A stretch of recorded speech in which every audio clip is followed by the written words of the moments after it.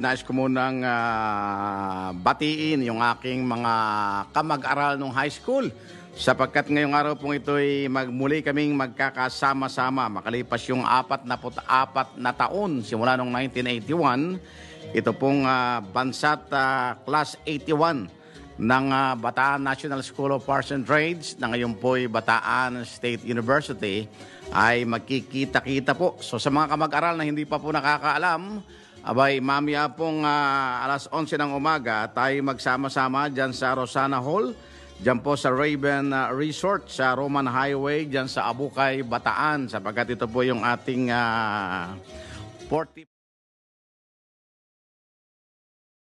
reunion. Ay maaga pong dumating yung aming mga kamag-aral mula sa iba't ibang panig po ng mundo. Abay, ang lalayo na nang narating ng aking mga kamag-aral. Tulad ni Annalie Gregorio Anacleto na galing pa ng Estados Unidos, si Ninya Vergara Capoli na galing pa ng Canada at iba'y galing naman ng Australia. Binabati rin natin si Connie Bangko Sanico, si Patricia Concepcion, ang ating kamag-aral na naging matagumpay sa larangan ng pagninegosyo at pagiging isang enhinyero.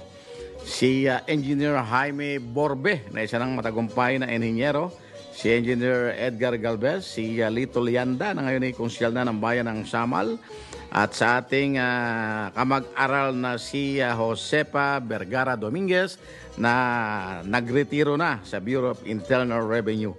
Magsama-sama tayo mamaya sa ating class reunion, high school reunion of class 1981 ng Bataan National School of Arts and Trades dyan sa Raven Resort sa Abukay, Bataan, makalipas ang 44 na taon.